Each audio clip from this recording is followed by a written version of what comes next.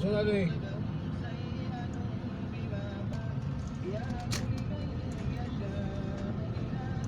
घुमाने के लिए तो रुका था, घुमाने के लिए तो रुका था।